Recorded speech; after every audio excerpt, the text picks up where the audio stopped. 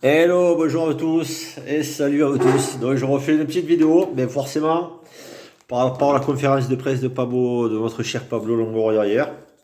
Donc l'intitulé de la vidéo va être simple. J'ai commencé par des choses qui m'ont un peu interpellé, qui m'ont pas trop, sur lesquelles je suis pas trop accroché, qui m'ont pas trop plu. Alors ça reste mon opinion. N'hésitez pas à donner le vôtre, hein. Je pense qu'il est important. Puis après on va parler très clairement de ce qu'il a, de tout ce qu'il a fait. On va faire le point un petit peu sur tout ce qu'il a dit hier. Voilà, et on va rester vraiment là-dessus, sans parler forcément de vente, de quoi que ce soit. Voilà, on va rester sur des choses concrètes et réelles qu'il a annoncé hier. Et après, je donnerai mon avis vraiment sur ce que, on va dire, sur ce que j'en conclus à la fin. Donc, première chose, moi, qui m'a un peu interpellé, j'ai l'impression, en regardant un petit peu les réseaux, que ça n'a pas trop marqué grand monde, mais moi, ça m'a un petit peu quand même interpellé. Rappelez-vous, Franck Marcourt est descendu il y a un peu moins de 2 mois de ça sur Marseille, pour faire un plan de communication auprès des médias, de la mairie, des supporters, enfin, il a fait un peu le point sur tout le monde. Bon, il a affirmé forcément qu'il était là pour de nombreuses et de nombreuses années, lui et sa descendance, mais ça reste encore autre chose. Mais rappelez-vous, le maire de l'OM, enfin, le maire de Marseille, pardon, Benoît Payan, avait annoncé que Franck Marcourt aimait énormément Marseille et l'OM, et qu'il serait beaucoup plus présent.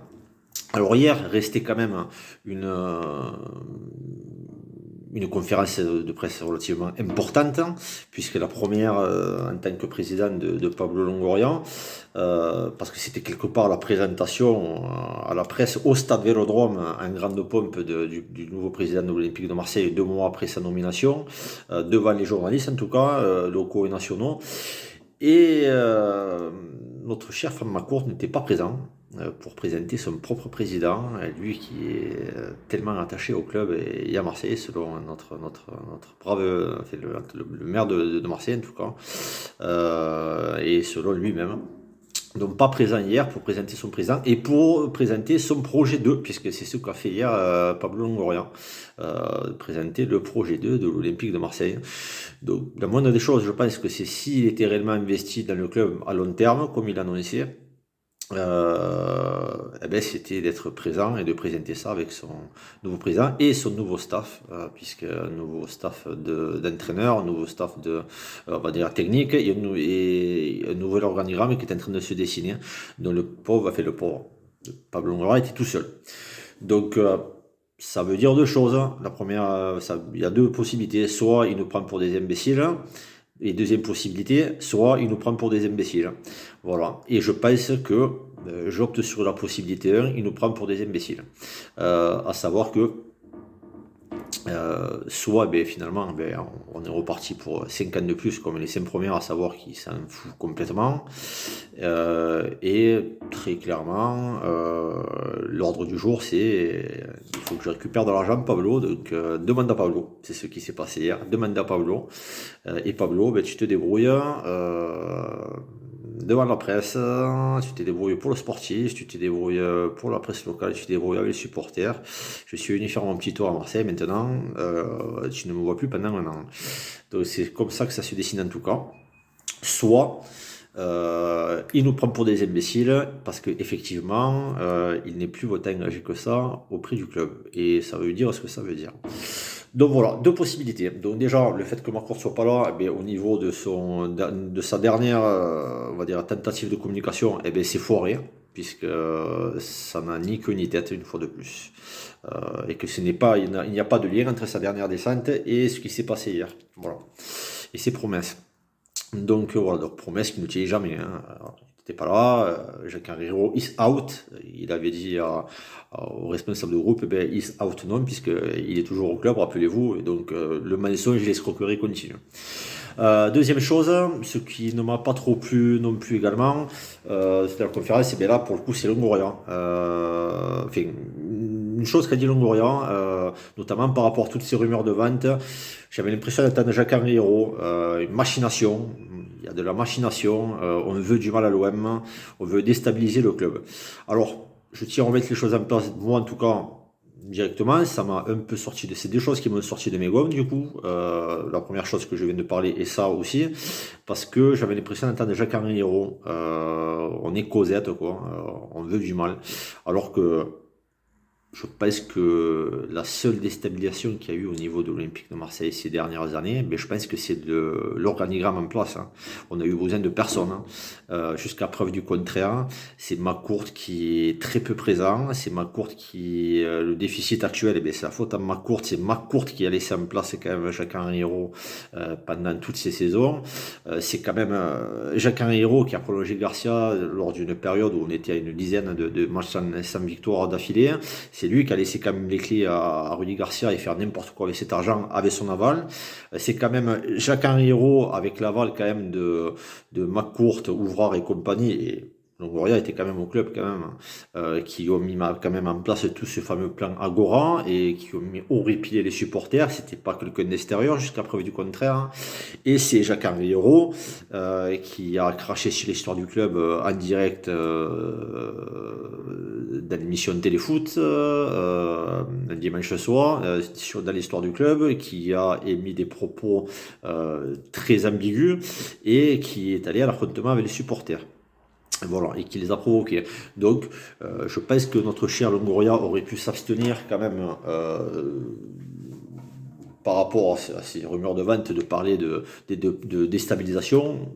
Je le rassure et je rassure tout le monde.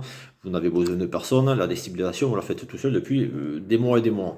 Donc ça, je pense qu'il aurait pu s'abstenir. Voilà. Donc ça, c'est une seconde chose qui m'a pas trop plu lors de la conférence de presse et qui m'a sorti un peu de mes gonds, on dira. Et je pense que c'est quand même relativement légitime. Et troisième chose, ça reste peut-être un détail, mais pour certains, ça l'est, pour d'autres non. Pour moi, ça l'est pas.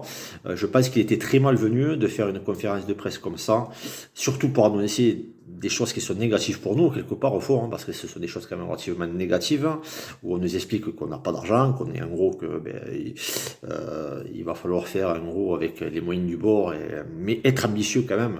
Bon, voilà. En gros, on va faire un peu de l'amateurisme. Voilà, on est devenu un club amateur, en gros, où on n'a pas d'argent, mais on a de l'ambition.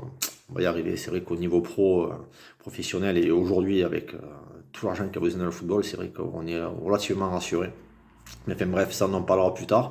En gros, il fait une conférence de presse, ça m'a pas plu, le jour, pour nous annoncer des choses relativement négatives et qui nous ont mis un peu la tête dans le seau une fois de plus, juste avant la fin de la saison.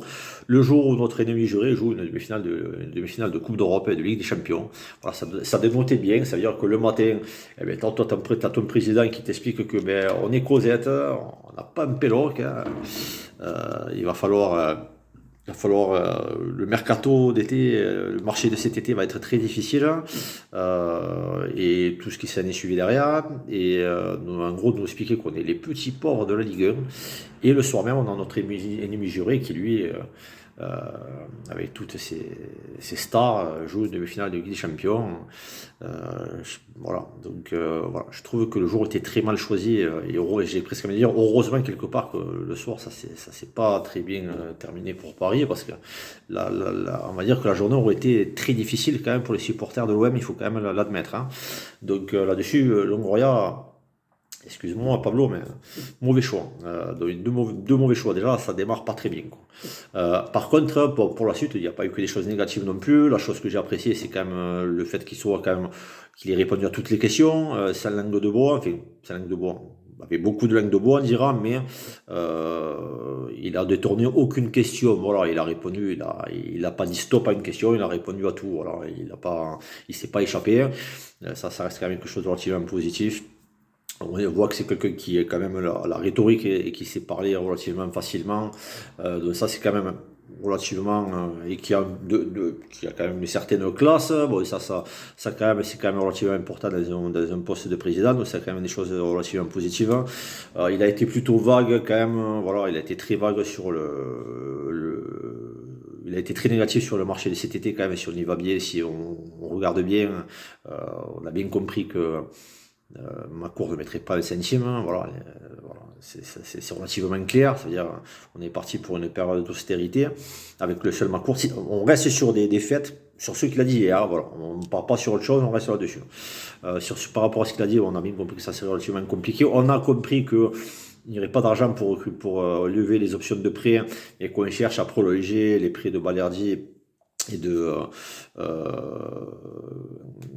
Balerdi et de Lirola notamment. Lirola, ça risque d'être compliqué à mon avis parce que à moins que le joueur ait vraiment l'intention de rester de lui-même et de faire des sacrifices, je pense qu'il va y avoir des clubs en Espagne, à mon avis, qui seront dessus. Les latéraux relativement friands comme ça et qui se montrent sur les. Je pense que voilà, je pense qu'il aura forcément des touches dans son pays, donc ce sera difficile de le garder, mais espérons. Et Balerdi, je pense qu'il y aura moins de difficultés, moins de qualité pour moi, donc. Je pense qu'il n'y aura aucune difficulté à garder Balerdi, même sur un prêt de plus. Dortmund n'en a pas forcément besoin, je ne pense pas que grand monde soit dessus.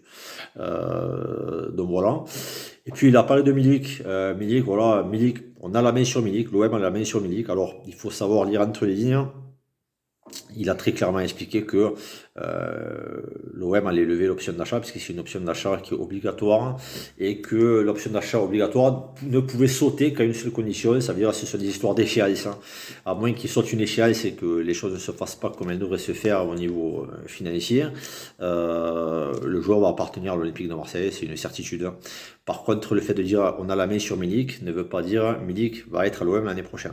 On le souhaite tous, on l'espère. Milik restera comme Camara d'ailleurs et comme tous ces joueurs qui ne prolongent pas pour l'instant puisqu'ils attendent le projet sportif, et le projet sportif ira forcément en fonction du financier. Tout roule ensemble et ça coule de source. Avoir la main sur Milik veut dire qu'il appartiendra au club. Mais il veut également dire en disant ça que s'ils doivent le vendre, ils le vendront au prix qu'ils souhaitent eux. Voilà. Ça veut dire que Milik peut très bien appartenir à l'Olympique de Marseille et partir dans 2 mois. Mais au lieu de partir à 12 millions, peut-être qu'il en partira à 20 ou 25. Donc c'est ce qu'il voulait dire tout simplement. Donc il a répondu à ces questions-là, il a été relativement clair et explicite. Il a présenté brièvement, on va dire David Friot, et excusez-moi j'ai oublié le nom, parce que là je fais la vidéo comme ça, le nouveau responsable en tout cas de la section sportive de l'OM, qui arrive de Manchester United également. Je viens de manger le nom, on m'en voudrait pas. Donc il a expliqué que c'était le meilleur en France, le meilleur français en gros. Bon.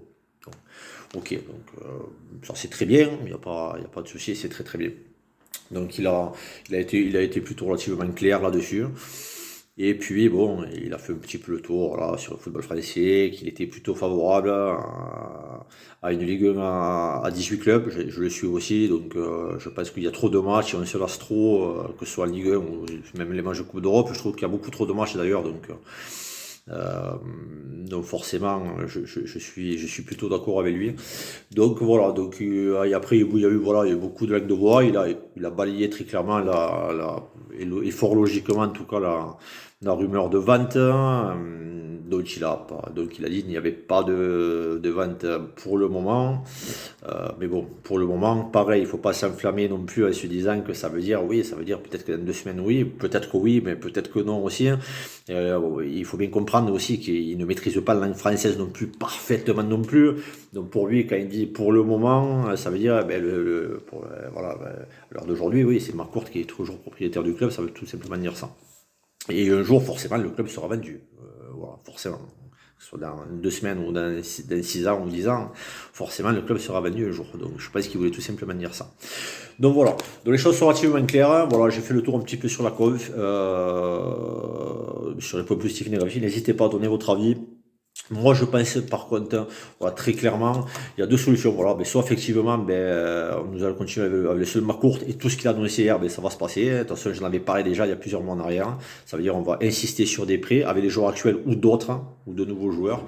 Et on va avoir, comme je l'avais dit aussi il y a plusieurs semaines en arrière, sur une de mes vidéos, et qui seront encadrés par déjà les cadres existants. Donc, on aimerait passer à autre chose, mais bon. Par défaut, je pense que si on est toujours dans le projet McCourt, ça sera les Payet, les Mandanda, les Alvaro, les Thauvin, par défaut, Sakai qui risque de prolonger également. Vous verrez si on reste toujours dans le cadre de Thauvin, faute de mieux et faute de plus de moyens. Donc ça sera ça, ou alors, comme je le pense toujours. Alors, bon, si j'ai raison, tant mieux. Si j'ai tort, mais écoutez, mais tant pis. De toute façon, on continuera à les supporter dans tous les cas. Ou alors, effectivement, eh ben, chose positive, est-ce que je l'ai trouvé relativement serein sur les sessions, en tout cas, et sur l'avenir sportif. Je ne l'ai pas trouvé, on va dire, relativement inquiet, malgré tout. Alors, est-ce que c'est par son tempérament ou est-ce que c'est parce qu'il sait qu'il y aura des moyens? Et à ce moment-là, ben, effectivement, sur ce que je pense depuis quelques semaines, depuis plusieurs semaines, il savait qu'il y a déjà une entrée au capital, pas une vente sèche, mais une entrée au capital, avec ma courte ou aux côtés de ma courte, ou ma courte aux côtés de quelqu'un plus, donc selon le pourcentage. Et effectivement, une aide, une grosse aide financière qui fera en sorte que ben, le nouvel organigramme sportif Longoria et Saint-Pauli auront les moyens d'avoir une équipe compétitive. Donc voilà, il y a ces solutions. Donc voilà, écoutez, j'ai donné mon avis, n'hésitez pas à donner le vôtre en tout cas sur cette conférence de presse et comment vous voyez l'avenir en fonction de tout ce qu'il nous a dit hier. Donc passez une bonne journée, je ne sais pas si la vidéo apparaîtra ce soir demain matin. N'hésitez pas et à bientôt et allez l'OM.